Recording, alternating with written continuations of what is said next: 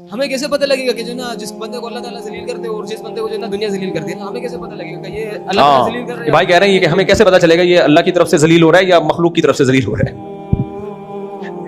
دیکھو واقعی یہ بڑا ویلڈ سوال ہے. ہمیں جس پہ غصہ نکالنا ہوتا ہے نا، اگر اس کو لوگ ذلیل کر رہے ہیں، ہم کہتے ہیں دیکھو اس کے گناہوں کی سزا ہے کہ یہ ذلیل ہو رہا ہے. حالانکہ ہو سکتا ہے وہ ذلیل اس لیے ہو رہا ہو کہ وہ حق بیان کر رہا ہے.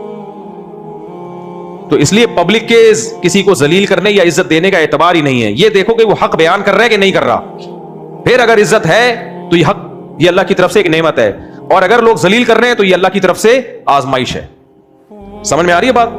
آپ اگر حق کے ساتھ کھڑے ہو، فرعون موسیٰ علیہ السلام کو معاذ اللہ مہین کے الفاظ استعمال کرتا تھا. مہین کا مطلب ہی معاذ اللہ اردو میں ذلیل بنتا ہے، معاذ اللہ نقل کفر.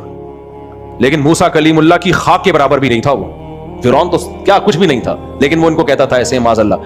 تو حق کے ساتھ انسان کھڑا ہو، پھر لوگ ذلیل کر بھی رہے ہیں، کوئی پرواہ نہیں ہے.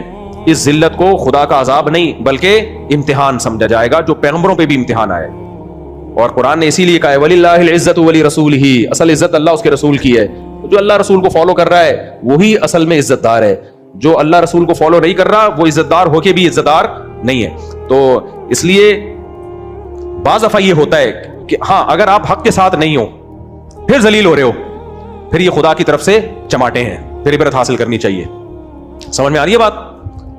تو یہ عمل دیکھ کے پتا چلے گا کہ یہ ذلت آزمائش ہے یا عذاب ہے. اگر برا عمل ہے پھر ذلیل ہو رہے ہو تو یہ تمہیں گناہوں کی دنیا میں سزا مل رہی ہے. بہت سے لوگ ایسے الٹی الٹی حرکتیں کی ہیں، ذلیل ہوئے، پھر وہ اور عبرت کا نشان دنیا کے سامنے بنائے. تو یہ عمل سے پتا چلتا ہے کہ یہ اللہ کی طرف سے آزمائش ہے، یہ اللہ کی طرف سے عذاب ہے. اور سچی مچی کا آخری سوال اب لے لیتے ہیں یہاں سے.